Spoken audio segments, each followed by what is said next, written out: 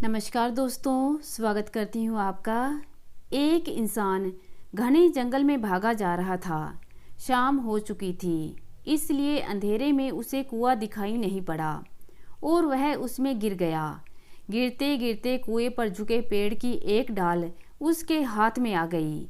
जब उसने नीचे झाँका तो उसकी आंखें फटी की फटी रह गईं, क्योंकि कुएं में 4 अजगर मुंह खोले उसे देख रहे थे और जिस डाल को वह पकड़े हुए था उसे 2 चूहे कुतर रहे थे। इतने में एक हाथी आया और पेड़ को जोर जोर से हिलाने लगा। आदमी घबरा गया और सोचने लगा कि हे भगवान, अब क्या होगा। उसी पेड़ पर मधुमक्खियों का छत्ता लगा हुआ था। हाथी के पेड़ को हिलाने से मधुमक्खियां उड़ने लगीं और शहद की बूंद टपकने लगी। एक बूंद उसके होठों पर आ गिरी। उसने प्यास से सूख रही जीभ को होठों पर फेरा तो शहद की उस बूंद में गजब की मिठास थी। कुछ पल बाद फिर शहद की एक और बूंद उसके मुंह में टपकी। अब वह इतना मगन हो गया कि अपनी मुश्किलों को ही भूल गया। तभी उस जंगल से शिवजी जी और पार्वती गुजरे। माँ पार्वती ने उसकी दयनीय स्थिति को देखकर भगवान शिव से उसे बचाने का अनुरोध किया।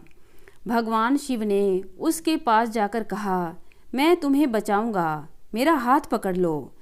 उस आदमी ने कहा कि एक बूंद शहद और चाट लूं, फिर चलता हूँ भगवान आपके साथ।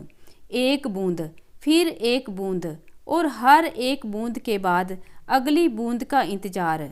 आखिर थक हार कर शिवजी जी वहाँ से चले जाते हैं।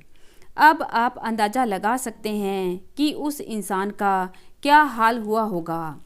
ठीक ऐसा ही हाल हमारा भी है।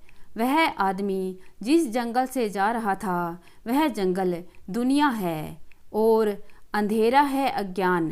पेड़ की डाली है आयु, जिसे दिन रात रूपी चूहे कूतर रहे हैं।